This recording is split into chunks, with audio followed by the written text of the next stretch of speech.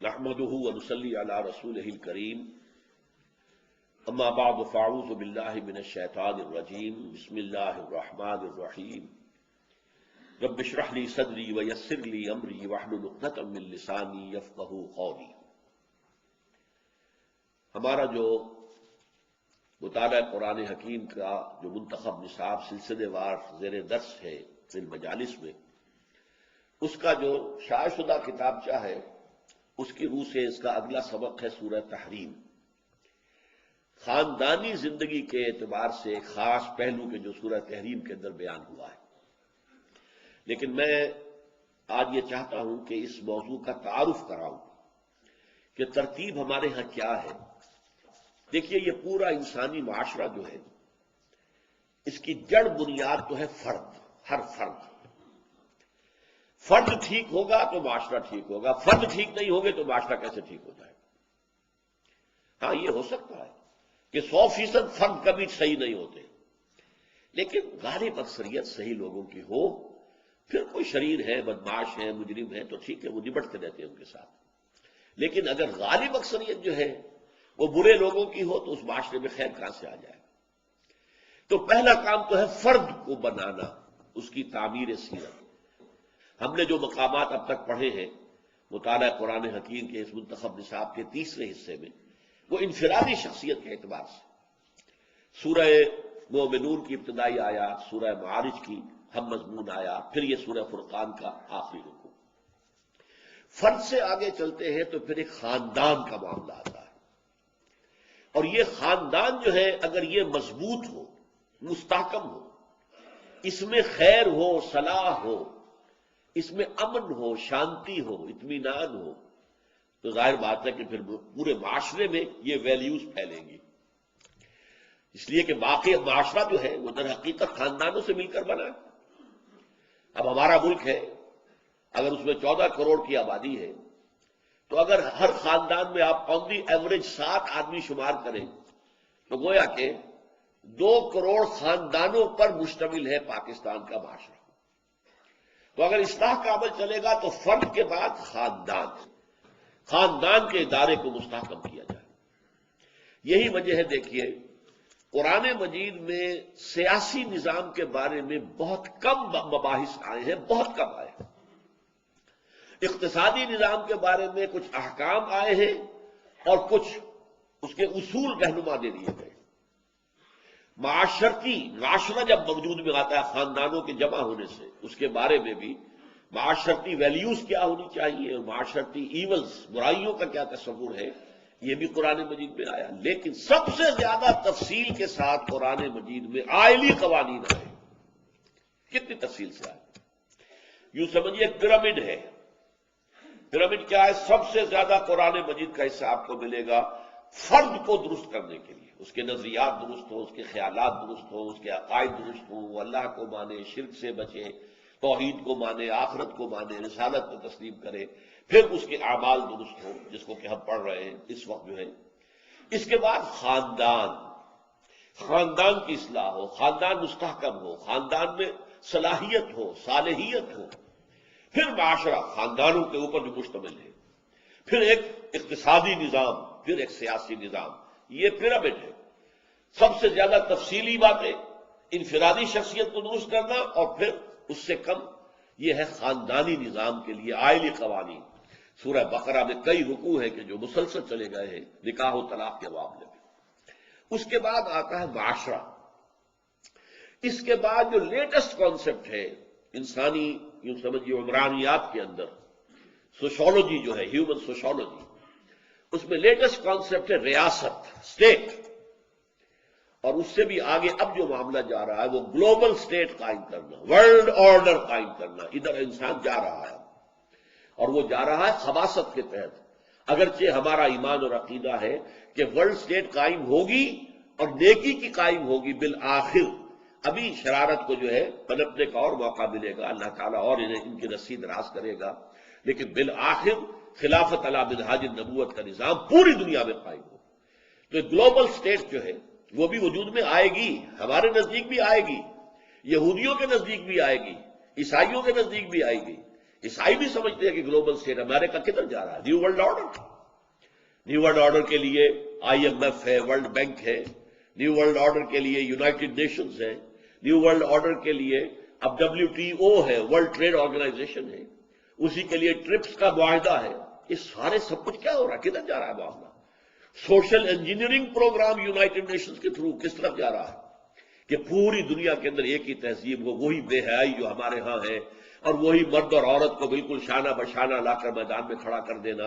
نہ عورت رہے، نہ مرد رہے، بلکہ یہ سب مل کر ایک کوئی درمیانی مخلوق بن جائے اور خاندانی نظام کا تہبانہ کر دے. یہ سوشل انجینئرنگ اس کا عنوان ہے. تو یہ ہو رہا ہے دنیا. تو اس وقت میں آپ کو بتانا چاہتا ہوں کہ خاندان کے ادارے کو مستحکم کرنا جو حکمت دین کا جو ہے ایک اہم موضوع ہے. یہ کس اعتبار سے ہوتا ہے؟ نمبر ایک، یہ خاندان وجود میں آتا ہے ایک مرد اور ایک عورت میں رشتہ نکاح سے. اس نکاح کی کتنی تاکید قرآن میں ہے، احادیث میں ہے. اس کے لیے دائرہ کتنا وسیع کر دیا ہے. آپ ٹھیک ہے، ایک مسلمان مشرکہ خواتین سے نکاح نہیں کر سکتا، مشرکات ہیں. حالانکہ یہ عیسائی جو ہے کتنے بڑے مشرک ہیں، ان میں سے بھی عیسائی اور یہودیوں کو مستثنیٰ کر دیا گیا. عیسائی اور یہودی عورت سے آپ شادی کر سکتے ہیں، مشرکہ سے نہیں کریں گے، ہندو سے نہیں کریں گے، کوئی اور جو بھی مظاہر فطرت کو پوجنے والے ان سے نہیں کریں گے. پھر مسلمانوں کے اندر چند رشتے مقرر کر دیے کہ ان سے تو یہ اب محرمات ابدیہ ہیں، ان سے شادی نہیں ہو سکتی. باقی جو خود پہلے ہی سے کسی کے نکاح میں ہے خواتین محسنات، ان سے نکاح نہیں ہو سکتا. باقی آپ کے لیے کھلی چھوٹ ہے. احل لکم ما وراء ذالک، یہ سورہ نساء میں جہاں وہ محرمات ابدیہ کا ذکر آیا، باقی سب حلال ہے تمہارے لیے، تم شادی کرو. پھر شادی میں بھی اتنی چھوٹ دی، 2 3 4 اس لیے کہ اللہ تعالیٰ نے طبائع بنائی ہے نا، طبیعتیں ہیں. کسی کی طبیعت کے اندر حب مال، دولت کی حرص بہت زیادہ ہے. کسی کے اندر شہوت زیادہ ہوتی ہے. جس شخص کے اندر وہ شہوت اتنی زیادہ نہیں ہے وہ نہیں سمجھ سکتا، لیکن جس کے اندر وہ شہوت ہے وہ ایک بیوی پر قناعت نہیں کر سکتا. تو قدرت بنانے والا تو اللہ ہے نا، اللہ جانتا. اللہ تعالیٰ نے انسان کے اندر جو ہے وہ داعیات رکھے. تو یہ 2 3 4 مثنا و ثلاث و رباع کی حد تک جو اجازت دی گئی ہے وہ کس لیے دی گئی؟ نکاح کرو، زنا کا دروازہ بند کرو. نکاح کا میدان جتنا کھلا ہوگا اتنا ہی زنا کا دروازہ بند ہو جائے گا. اور نکاح کو آپ سخت کر دیں گے، تنگ کر دیں گے، اس کی شرائط بڑھا دیں گے، اس کے لیے رسومات اور اس کے لیے خرچے اور اس کے لیے یہ کر دیں گے، تو ظاہر بات ہے کہ زنا کا راستہ کھل جائے گا. یہ ریسیپروکل ہے ایک دوسرے کے خلاف، زنا یا نکاح. اسی لیے سادہ ترین تقریب ہونی چاہیے نکاح کی. اس کے اندر جو ہے کوئی بہت بڑے بڑے خرچے اور یہ نہیں ہے. اور فرض کیجئے کہ آپ کے پاس آپ کی معاشی حالت جو ہے وہ بہت اچھی نہیں، کوئی بات نہیں. حضور نے فرمایا کہ جو آئے گی وہ اپنا رزق لے کر آئے گی، اللہ تعالیٰ کا رازق ہے، توکل کرو، شادی کرو. ہاں جس کے پاس مہر دینے کے لیے بھی کچھ نہیں ہے، اس کے لیے کہا گیا کہ اس کے لیے بھی ایک رعایت کر دی گئی. کسی لونڈی سے ہمارے معاشرے میں معاملہ موجود نہیں ہے، اس وقت تھا لونڈی سے نکاح کر سکتے جو حالانکہ پسندیدہ نہیں ہے، ورنہ یہ کہ روزے رکھو تاکہ شہوت کا زور جو ہے ٹوٹ جائے. تو اس حوالے سے نکاح کا معاملہ جو ہے، اسی لیے میں آپ کو ایک حدیث آج خاص سنانا چاہتا ہوں. حضور نے فرمایا اب نکاح من سنتی، یہ تو جو نکاح کا خطبہ ہوتا ہے اس میں ہمیشہ آپ سنتے ہی ہیں، فَمَن لَّمْ يَعْمَلْ بِسُنَّتِي فَلَيْسَ مِنِّي، جان لو جو میری سنت پر عمل نہیں کرتا وہ مجھ میں سے نہیں ہے. یہ جو رہبانیت کا نظام دنیا میں رہا ہے، شادی نہ کرنا، شادی کریں گے 100 کھکیڑ پیدا ہو جائیں گے، کہاں ایک پیٹ کا پالنا، کہاں یہ کہ اب بیوی کو بھی کا رزق چاہیے اور بچوں کے لیے چاہیے، اور بچوں کی یہ مشکلات ہیں اور بچوں کے یہ مسائل ہیں، وہ بیمار ہو رہے ہیں، ان کا مدرسہ ہے، یہ سوچنا. لیکن اس وجہ سے ہم شادی نہ کریں، سختی کے ساتھ روک دیا گیا. یہ راستہ بند ہے شریعت کے اندر. اور بڑی ہدایت کی گئی کہ نکاح جلد سے جلد کرو، بچے اور بچیاں جوان ہو جائیں جلد سے جلد شادی کرو، ورنہ اگر وہ غلط راستے پر پڑ جائیں گے تو وبال والدین پر آئے گا تو انہوں نے دیر کیوں کی. اس میں 3 اشخاص کا ایک خاص معاملہ، یہ صحیح بخاری کی روایت ہے، ثلاث راحت، 3 افراد میں کچھ زیادہ تقویٰ کا اور نیکی کا اور خیر کا بھلائی کا جذبہ کوئی بہت زیادہ بڑھ گیا، اعتدال سے آگے نکل گیا۔ تو انہوں نے سوچا کہ پہلے تو ہم پتہ کریں کہ حضور رات کو کتنی دیر نماز پڑھتے ہیں اور کتنی دیر سوتے ہیں، اور حضور مہینے میں کتنے روزے رکھتے ہیں۔ ازواج مطہرات سے جا کے پوچھا، انہوں نے صاف صاف بتا دیا حضور رات کو نماز بھی پڑھتے، سوتے بھی ہیں، اور روزے رکھتے بھی ہیں، نہیں بھی رکھتے۔ تو انہوں نے کہا کہ حضور تو اللہ کے برگزیدہ ہیں، اللہ نے ان کے اگلے پچھلی خطائیں ساری ویسے ہی معاف کر دی ہیں، پھر معصوم ہے، گناہ تو ان سے ہوئے ہی نہیں، نہ ہو سکتے ہیں، تو ان کے لیے تو اتنی عبادت کافی، ہمارے لیے کافی نہیں ہے۔ ایک نے کہا کہ میں ساری عمر شادی نہیں کروں گا، بس اللہ صلی اللہ علیہ وسلم۔ دوسرے نے کہا میں پوری رات کھڑا رہوں گا نماز کے لیے، میں اپنی کمر جو ہے بستر سے لگاؤں گا ہی نہیں۔ تیسرے نے کہا کہ میں ہر روز روزہ رکھوں گا، کوئی نافع نہیں کروں۔ حضور کو اس کی اطلاع ہو گئی، آپ نے طلب فرمایا اور بڑے غضبناک انداز میں فرمایا، یہ آپ کا انداز نہیں ہے عام طور پر۔ غصے میں آپ نے کہا خدا کی قسم میں تم سب سے بڑھ کر متقی ہوں اور سب سے بڑھ کر اللہ سے ڈرنے والا ہوں، اخشاکم وہ اتقاکم، لیکن میری سنت یہ ہے کہ میں رات کو نماز پڑھتا بھی ہوں، سوتا بھی ہوں، نفلی روزہ رکھتا بھی ہوں، نہیں بھی رکھتا۔ میں نے شادیاں کی ہیں، کتنی شادیاں کی ہیں۔ یہاں پھر وہی لفظ آئے اس کے بعد، من رغب عن سنتی فلیس منی، جان لو کہ تم نیکی کے اندر اس طرح حد اعتدال سے تجاوز کرو گے تو پھر تم مجھ میں سے نہیں ہو، مجھ سے کوئی تعلق نہیں۔ تو پہلی بات جو ہے نکاح کے ضمن میں کہ نکاح کے لیے یہ تاکید۔ نمبر 2، اس نکاح کے ضمن میں یہ بھی نوٹ کر لیجئے کہ عیسائیوں سے بہت بڑی خطا ہوئی۔ ہمارے ہاں بھی یہ کہا گیا ہے کہ ابغض الحلال عند اللہ الطلاق، شریعت میں جو چیزیں حلال ہیں ان میں اللہ کو سب سے زیادہ ناپسند طلاق ہے، لیکن طلاق کو رکھا گیا، اگرچہ اخلاقی طور پر کہا گیا طلاق سے بچو، نباہ کرو۔ کوئی تمہیں بیوی کسی وجہ سے پسند نہیں آ رہی ہے، کوئی ایک خاص پہلو اس کی شخصیت میں کوئی دوسرا پہلو دیکھو، وہ شاید تمہارے لیے بہتر ہو، ممکن ہے کہ وہ کسی اور اعتبار سے اس کے اندر خیر ہو، کسی کی شکل زیادہ اچھی نہیں ہے لیکن یہ کہ اس کے اخلاق اچھے ہوں، اس کے اندر علم ہو، فہم ہو، فراست ہو، لہذا کوشش کرو یہ بندھن بن جائے تو اس کو آسانی سے توڑنا نہیں چاہیے، اور نکاح کے وقت تو پورا ارادہ ہونا چاہیے کہ یہ پوری زندگی کے لیے ہم عہد کر رہے ہیں۔ عارضی نکاح اسلام میں نہیں ہے، وہ اہل تشیع کے ہاں ہے متع، لیکن ہمارے ہاں وہ حرام مطلق ہے۔ لیکن یہ کہ اس کے باوجود فطرت کا ایک تقاضا جو ہے اس کو پورا کرنے کے لیے اب ایسا نہ ہو کہ بندر بن گیا ہے لیکن دل نہیں مل رہے، آپس میں مزاج نہیں مل رہے، چخ چخ ہو رہی ہے، چپلش چل رہی ہے، کوئی معاملہ جو ہے جو چاہیے کہ گھر کے اندر اس میں محبت ہو، الفت ہو، موافقت ہو، ایک دوسرے پر اعتماد ہو، ایک دوسرے سے مشاورت ہو، اس طرح مل کر گاڑی کے 2 پہیوں کی طریقے سے گاڑی چل رہی، اگر یہ کیفیت نہیں ہے تو پھر طلاق کو راستہ کھول دیا گیا۔ بلکہ سورہ نساء میں ایک جگہ پر ترغیب دی گئی ہے کہ طلاق کرو، اور ایک حدیث میں تو حضور نے یہ فرمایا ہے کہ اس اللہ تعالیٰ 3 اشخاص کی وہ کتنی ہی فریاد کرے ان کی فریاد سنتا ہی نہیں۔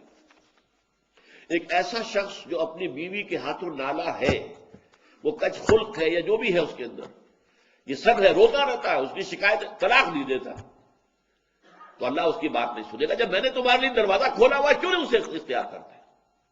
اللہ تعالیٰ جو ہے اس کے لیے بھی ہو سکتا ہے بہتر شکل پیدا کر دے، تمہارے بعد اللہ اسے کوئی بہتر شوہر جو اس کے ساتھ موافقت رکھنے والا ہوا اللہ اسے عطا کر دے، تمہیں بھی عطا کر دے۔ اسی طریقے سے ایک شخص ہے جو قرض دیتا ہے، نہ تحریر لیتا ہے نہ جو ہے اس کے اوپر گواہی کرتا ہے، بعد میں روتا ہے۔ جب اللہ نے حکم دیا ہوا بھائی قرض دو تو اس کے اوپر جو ہے تم گواہی کرو، تحریر کرو، اللہ کا حکم اس وقت نہیں کرے، اس وقت تو محبت آڑے آ جاتی ہے۔ یہ تو بڑی بے مروتی کی بات ہے کہ میرا بھائی مجھ سے قرض مانگ رہا ہے، دوست قرض مانگ رہا ہے، میں کہوں کہ لکھ کے دو اور اس کے اوپر 2 آدمیوں کے دستخط بھی کرواؤ، لیکن نہیں، اللہ کا حکم ہے۔ اب اگر تم نے وہ حکم نہیں مانا اب مت رو، اللہ تعالیٰ تمہاری جو ہے وہ جو بھی تمہاری فریاد نہیں سنے گا۔ یہ میں روایت آپ کو سنا دیتا ہوں۔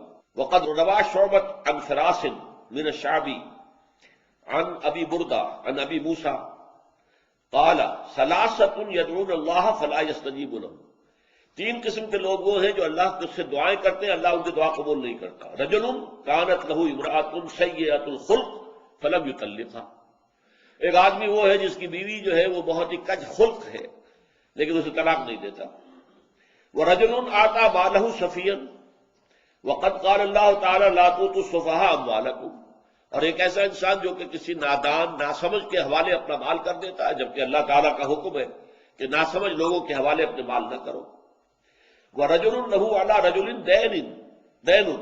اور وہ شخص کہ جس کا کوئی قرض کسی کے ذمے ہے، وَلَمْ يَشْهَدْ عَلَيْهِ بِهِ، اس کے اوپر اس نے گواہیاں نہیں کروائی تھی، تو اب روتا ہے تو روئے، اللہ تعالیٰ اس کی دعا نہیں سنے گا. تو یہ ہے خاندانی نظام کا ایک پہلو. دوسرا پہلو خاندانی نظام کا مرد کی قوامیت. ہر ادارے کے اندر ظاہر بات ہے کوئی ایک فرد جو ہے اس کو اونچا ہونا چاہیے. آپ کی کوئی کمپنی ہے، لمیٹڈ کمپنی ہے، 15 ڈائریکٹر ہوں کوئی پرواہ نہیں، مینیجنگ ڈائریکٹر ایک ہوگا، ایک کی بات چلے گی. جس ادارے کے 2 سربراہ ہوں گے اس میں تو فساد آ گیا. قرآن مجید میں اس کو توحید کے دلیل کے طور پر بیان کیا گیا ہے کہ اگر یہاں اللہ کے سوا بھی کوئی الہ ہوتا لفسدتا، آسمان اور زمین میں فساد رونما ہو جاتا. ایک الہ کی مرضی یہ ہے، دوسرے کی یہ ہے، لڑو آپس میں. پوری کائنات میں فساد ہوتا ہے. یہ جو منظم کائنات ہے، نظم چل رہا ہے، کہیں اس میں رکھنا نہیں ہے. ایک اللہ، ایک کی مرضی، ایک کا حکم، ایک کی مشیت جو ہے وہ کار فرما. تو خاندان کے ادارے کا وقت نہیں ہے. اس میں بڑی ہی حکمت کے ساتھ، کیونکہ عورتوں کے لیے یہ چیز ذرا کڑوی گولی ہے کہ ہم کیوں قبول کریں مرد کی بالادستی. اور آج کی دنیا میں تو ظاہر بات ہے ویمن لب اور فیمنزم کی تحریکیں جو ہے وہ عورتوں کو بغاوت پر اکسا رہی ہیں، خاندان کی چولیں ڈھیلی کر رہی ہیں، جیسا کہ مغرب میں ہو چکا ہے. خاندان کا معاملہ تباہ و برباد ہو گیا. لیکن یہ کہ ابھی ہمارے ہاں کچھ نہ کچھ خاندان کی افدار باقی ہیں، لیکن یہ کہ اس کو بھی وہ توڑنے کے اوپر وہ بیجنگ کانفرنس اور وہ کائرو کانفرنس اور اس کے بعد بیجنگ +5 کانفرنس، 3 عظیم کانفرنسیں ہو چکی ہیں سوشل انجینئرنگ کے لیے. اور وہ سوشل انجینئرنگ کیا ہے کہ معاشرہ ویسا ہی بناؤ جیسے کہ یورپ کا معاشرہ ہے، جیسا کہ امریکہ کا معاشرہ ہے. اپنی معاشرتی اقدار کو تبدیل کرو. تو قرآن مجید میں بھی سورہ بقرہ میں کہا گیا کہ للرجال نصیب مما کسبوا وللنساء نصیب مما اکتسبن وللرجال علیہن درجہ. مردوں کو عورتوں پر ایک درجہ حاصل ہے، حالانکہ جو فرائض اللہ نے مردوں کے لیے مقرر کیے ہیں ایسے ہی اس کو اختیارات بھی دیے ہیں. لَهُنَّ مِثْلُ الَّذِي عَلَيْهِنَّ بِالْمَعْرُوفِ. عورتوں کے جس طریقے کے فرائض ہیں ویسے ان کے حقوق بھی، اور مردوں کو ایک درجہ فضیلت کا حاصل ہے. لیکن پھر آ کر سورہ نساء میں بات کو کھول دیا گیا، الرجال قوامون علی النساء فالصالحات قانتات حافظات للغیب. یہ جو قانتات ہوتی ہیں، جو اپنے شوہروں کی اطاعت کرتی ہے، بندگی ان کی جو ہے ان کا کہنا مانتی ہے، ان کے حکم کے مطابق چلتی ہے، مشورہ دیتی ہے، لیکن شوہر مشورہ قبول نہ کرے تو اس پر دل میں کوئی گرہ نہیں باندھ لیتی. ٹھیک ہے، اختیار ہے اس کا، اللہ تعالیٰ نے اس کے ہاتھ میں گرہ رکھی ہے. شادی کی گرہ، نکاح کی گرہ بھی تو مرد کے ہاتھ میں ہے. طلاق وہ جب چاہے دے سکتا ہے. عورت طلاق نہیں لے سکتی، وہ تو خلا کرے گی، یا تو عدالت کو بیچ میں ڈالے گی یا برادری کے بڑے لوگوں کو، پنچوں کو درمیان میں ڈالے گی، تو خلا حاصل کرے گی، طلاق دے نہیں سکتی. مرد کو اختیار دیا گیا ہے. بے یدہ عقدۃ النکاح، اس کے ہاتھ میں جو گرہ ہے، جو گانٹھ باندھی گئی ہے یہ شادی کے نکاح کی، اس کا اختیار مرد کے ہاتھ میں. فالصالحات قانتات حافظات للغیب. نیک بیویاں وہ ہیں جو شوہروں کی اطاعت گزار ہیں. یہاں تک حضور نے، یہ تو قرآن کے الفاظ ہیں سورہ نساء کے، حضور نے یہاں تک فرمایا اگر کسی انسان کو سجدہ کرنا جائز ہوتا، کسی انسان کو سجدہ کرنا جائز ہوتا تو میں بیویوں کو حکم دیتا کہ وہ شوہروں کو سجدہ کریں. یہ ہے حکمت نبوی. خاندان کا ادارہ مستحکم اگر رہے گا تو اسی طور سے رہے گا کہ یہ ان دونوں کے درمیان جو ہے ایک مرد کے اور عورت کے درمیان معاہدہ تسلیم کرے قولا زینا کہ مرد قوام ہے، اس ادارے کا سربراہ ہے، اس کو حاکم کہہ لے، اور عورت کی حیثیت وزیر کی ہے، مشیر کی ہے، وزیر کی ہے. تیسری چیز اس استحکام خاندان کے ضمن میں کیا ہے؟ اللہ تعالیٰ نے جو شہوت کا جذبہ انسان میں رکھا ہے، جس کے بارے میں آپ کو معلوم ہے کہ جو جدید سائیکالوجی کا سب سے بڑا بابا آدم سمجھا جاتا ہے فرائڈ، اس کے نزدیک تو انسان کے محرکات عمل میں سب سے زیادہ پوٹنٹ جو ہے وہ سیکس ہے، سیکشول ارج ہے۔ ہم اس سے اتفاق نہیں کرتے، اس نے مبالغہ کیا ہے، لیکن اس میں کوئی شک نہیں کہ یہ جو سیکشول ارج ہے یہ بہت قوی ہے، بہت قوی ہے۔ اور یہ اسلام یہ چاہتا ہے کہ یہ جتنی بھی اٹریکشن ہے مرد کے لیے میں عورت کے لیے، عورت میں مرد کے لیے، یہ زوجین کے درمیان رہے، زوجین سے باہر نہ جائے۔ یہ سارا نظام ہمارا معاشرے کا بنتا ہے، پردہ کیوں ہے، سیگریگیشن آف سیکسز کیوں ہے؟ تاکہ آپ کی نگاہ ہی نہ پڑے۔ خامخواہ آپ نے دیکھا کسی عورت کو اور وہ آپ کے دل میں گھر کر گئی، اب وہ آپ کے خوابوں میں آئے گی، آپ کی سوچ میں رہے گی، نتیجہ کیا نکلے گا؟ اپنی بیوی کی طرف رغبت نہیں رہے گی، وہ جو بانڈ آف لو ہے بٹوین ہسبینڈ اینڈ وائف وہ کمزور ہوگا، خاندان کا ادارہ کمزور ہو جائے گا۔ یہ سارا معاملہ جو ہے پردہ ہے، حجاب ہے، ستر ہے، اس کے لیے تفصیلی احکام سورہ نور میں ہے، سورہ احزاب میں ہے۔ یہ سب اس لیے تاکہ سارا فوکس آف اٹینشن جو ہے وہ ہو زوجین کا ایک دوسرے کے لیے، ادھر ادھر بھٹکنا جو ہے وہ ہو نہ۔ کسی عورت نامحرم کے اوپر نگاہ پڑ گئی ہے، ایک نگاہ جو ہے جائز ہے، اس کی اجازت ہے، پلٹ کر دوبارہ دیکھا تو پکڑے جاؤ گے، اس لیے کہ اندیشہ موجود ہے۔ یہ سیکشول ارج جتنی مضبوط ہے اتنی ہی اس کی بے راہ روی کا امکان موجود ہے۔ بے راہ روی جتنا بھی پوٹنٹ کوئی ارج ہے اتنی ہی اس کے اندر بے راہ روی کا امکان موجود ہے۔ لہذا پورا معاشرتی ڈھانچہ ہمارا اس لیے بنیاد کیا to eradicate the social evil of زنا، اس سرے سے نہ رہے تاکہ جتنی بھی سیکشول اٹریکشن کو زوجین کی اپنے باہم رہے، ان کے درمیان جتنی قوت ہوگی، جتنا محبت ہوگی، جتنا قرب ہوگا، جتنی مودت اور رحمت کے الفاظ قرآن مجید میں آئے ہیں، رحمت اور مودت ہو، ایک دوسرے کے دکھ کو محسوس کرنا ہوتا ہے، ایک دوسرے کی رائے کا احترام کرنا ہوتا ہے، ایک دوسرے کے جذبات کا خیال کرنا ہوتا ہے، یہ ساری چیزیں یہ اگر زوجین کے مابین ہے تو خاندان کا ادارہ مضبوط رہے گا۔ چوتھی جو ڈائمنشن ہے اس کی وہ والدین اور اولاد کے حقوق۔ یہ ہم جب پڑھیں گے سورہ بنی اسرائیل کے 2 رکوع، تیسرا اور چوتھا، تب آئے گا کہ والدین کی خدمت، ادب، ان کے سامنے کندھے جھکا کر رکھنا، سینہ تان کر بات نہ کرنا، یہ چیزیں جو ہیں یہ خاندان کے ادارے کو مضبوط کرنے والی۔ خاندان بنتا کیسے؟ ایک مرد اور ایک عورت نکاح کے بندھن میں بندھے، اب سیکنڈ ڈائمنشن شروع ہوگی، وہ اولاد شروع ہو گئی، اب اولاد کی محبت۔ والدین کے دلوں میں تو اللہ تعالیٰ نے اولاد کے لیے بے انتہا محبت پیدا کی ہوئی ہے، وہ اتنی فطری محبت ہے کہ اس کے لیے کہنے کی ضرورت نہیں ہے کہ تم اپنی اولاد سے محبت کرو، بلکہ یہ کہا گیا ہے کہ روکو اس محبت کو، ذرا کہیں زیادہ نہ ہو جائے، کہیں وہ تمہارے لیے، جیسا کہ ہم پڑھیں گے سورہ تحریم میں، کہ وہ محبت بڑھ کر غلط راستہ اختیار نہ کر لے کہ ان کی وجہ سے تم حرام کے اندر منہ مارو۔ اچھا کھلانا ہے، اچھا پہنانا ہے، اچھی تعلیم کرنی ہے، پیسے حلال کے ذریعے سے نہیں آ رہے، حرام کے اندر منہ ڈالو گے تو یہ محبت نہیں ہوگی، یہ عداوت ہو جائے گی۔ ہم پڑھ چکے ہیں سورہ تغابن میں، یا ایھا الذین آمنوا ان من ازواجکم واولادکم عدوا لکم فاحذروہم۔ یہ محبت حد اعتدال سے تجاوز کر جائے، حرام میں منہ مارنے پر آمادہ کر دے تو گویا کہ یہ عداوت ہے، محبت نہیں۔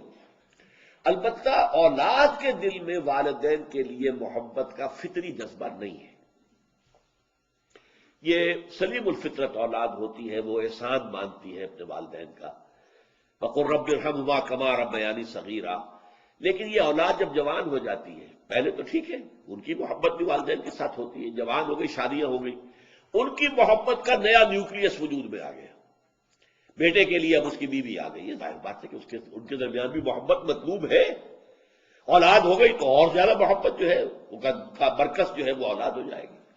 تو اس سے والدین کے اندر جسے آپ کہتے ہیں محرومی کا احساس، ایک پیاس سی پیدا ہو جاتی ہے کہ اب ہم سے محبت کرنے والا کوئی نہیں۔ یہ انتہائی شدید آپ کو مغرب میں نظر آتی ہے، بوڑھے والدین کے اندر جس قدر پیاس ہے، جس قدر سینس آف ڈپرائیویشن ہے، بچے ملتے نہیں، گھروں میں رکھنے کو تیار نہیں، بوڑھے لوگوں کو سنبھالنا، ظاہر بات ہے بوڑھے جو ہیں زیادہ بوڑھے ہو جائے تو بچے بن جاتے ہیں، بچوں کی سی ضدیں کرتے ہیں، بچوں کی سی خواہشات پیدا ہو جاتی ہیں، ان کو جھیلنا، اپنے آرام میں ان کو مخل ہونے دینا، اپنے فیصلوں میں ان کو رکاوٹ بننے دینا، یہ پسند نہیں ہے۔ آزادی چاہتے ہیں میاں بیوی جو ہے، کیوں خامخواہ یہ بڑے بوڑھے بیٹھے رہے، بڑ بڑ کرتے رہے یا ہمیں روکتے رہے؟ لہذا وہ اولڈ ہاؤسز کے اندر جا کر ان کو داخل کرا دو، اللہ اللہ خیر صلی اللہ، وہاں انہیں کھانے پینے کو ہے، اولاد کو دیکھنے کو ترستے رہتے۔ کرسمس کا سب سے بڑا ان کے ہاں جو ہے وہ یہی ہوتا ہے کہ شاید بیٹا یا بیٹی کو آ جائے ملنے کے لیے، بس یہ ہے ان کا احساس محرومی۔ لیکن والدین کے لیے جو ہے قرآن مجید میں کئی مقامات ہیں، وہ میں آپ کو تفصیل سے بتاؤں گا جب سورہ بنی اسرائیل کے ہم رکوع پڑھیں گے۔ اللہ کے حقوق کے فوراً بعد رسول کا حق نہیں، والدین کا حق۔ وَقَضَىٰ رَبُّكَ أَلَّا تَعْبُدُوا إِلَّا إِيَّاهُ وَبِالْوَالِدَيْنِ إِحْسَانًا، والدین کے ساتھ اس نے سلوک۔ ہاں اطاعت کا معاملہ ہوگا تو اللہ کے بعد رسول کی اطاعت ہے، محبت کا معاملہ ہوگا اللہ کے بعد رسول کی محبت ہے، لیکن احسان، حسن سلوک، خدمت، دل جوئی، یہ ساری چیز جو ہے تو اللہ تعالیٰ کے حقوق کے بعد سب سے زیادہ فائق حقوق والدین کے، اور ان میں بھی والدہ کا حق 3 درجے فائق ہے والد سے، اس لیے کہ ظاہر بات ہے حملت ہو امہ وہنا علی وہن وفصالہ فی عامین، یہ سورہ لقمان کے دوسرے رکوع میں ہم پڑھ چکے ہیں۔ جتنی مشقت ماں جھیلتی ہے، جتنی تکلیفیں وہ اٹھاتی ہے، باپ تو نہیں اٹھاتا ہوں۔ یہ دوسری بات ہے کہ ماں کے لیے بھی اور رات کے پرووائڈر باپ ہے، کماتا وہ ہے، محنت وہ کرتا ہے، لیکن یہ کہ بچے کی ولادت، پیدائش اور پھر پالنا شروع کا زندگی جو ہے اس میں جس قدر بوجھ ماں اٹھاتی ہے باپ تو نہیں اٹھاتا، لہذا 3 درجے اس کے ساتھ اس نے سلوک بہتر ہے۔ یہ ہے در حقیقت وہ ڈائمنشنز، پھر چوتھی ڈائمنشن پیدا ہوتی ہے، 3rd ڈائمنشن کہیے، جب ان بہنوں بھائیوں میں آپس کی محبت، اس کے لیے قرآن میں فرمایا گیا کہ قطع رحمی بہت بڑا گناہ ہے، 2 جگہ، ایک مکی صورت میں بھی غالباً سورہ ابراہیم میں اور سورہ بقرہ میں شروع میں ہے، الذین یقطعون ما امر اللہ بہ ان یوصل ویفسدون فی الارض، وہ لوگ کہ جو اس رشتے کو کاٹتے ہیں جس کو کہ اللہ نے حکم دیا ہے کہ جوڑو۔ صلہ رحمی رشتہ جو ہے، بھائی ہیں بہنیں ہیں، یہ سب کیا ہے؟ ماں کے رحم سے، ایک ہی رحم سے ان کی پیدائش ہوئی ہے، تو تمہیں اس رحم کے اوپر تم جڑے ہوئے ہو، تو صلہ رحمی کرو، آپس میں ایک دوسرے کے ساتھ بھلائی کرو، نیکی کرو، تو یہ ان کا رشتہ ہے آپس میں۔ وہ جیسا کہ سورہ نساء کی پہلی آیت میں بھی، اس میں بھی رحم فرمایا گیا، یا ایھا الناس اتقوا ربکم الذی خلقکم من نفس واحدۃ وخلق منها زوجها وبث منهما رجالا کثیرا ونساء واتقوا اللہ الذی تساءلون به والارحام ان اللہ کان علیکم رقیبا، رحمی رشتوں کا لحاظ رکھو۔ تو اس طرح خاندان کا ادارہ جو ہے مضبوط ہوتا ہے، پہلے بیوی اور شوہر کے درمیان محبت، رافت، باہمی اعتماد، اور پوری سیکشول اٹینشن جو ہے ان دونوں کے مابین مرکوز ہو، ادھر ادھر بھٹکے نہیں۔ پھر یہ ہے کہ اولاد والدین کے ساتھ حسن سلوک کرے، والدین اپنی جوانی کو کھپا دیتے ہیں، انویسٹ کر دیتے ہیں اولاد کے اوپر، اب ان کے بڑھاپے میں اما یبلغن عندک الکبر احدہما او کلاہما فلا تقل لہما اف ولا تنہرہما وقل لہما قولا کریما، پڑھیں گے ہم انشاءاللہ نیکسٹ کے بعد، اس کے بعد اگلا درس وہی ہے۔ اور پھر بہن بھائیوں کے اندر صلہ رحمی کا تعلق، اس سے خاندان کے ادارے کو مضبوط کرنا، اور قوا انفسکم واہلیکم نارا، اس سے اس خاندان کے اندر اسلام، ایمان، خیر، بھلائی، تقوی کی افزائش کرنا، یہ ہے اصلاح انسانیت کے اندر فرد کی اصلاح کے بعد دوسرا قدم جو ہے وہ خاندان کے ادارے کا استحکام اور اس کی اصلاح ہے۔ اس کے ضمن میں انشاءاللہ تعالی سورہ تحریم کا درس ہوگا۔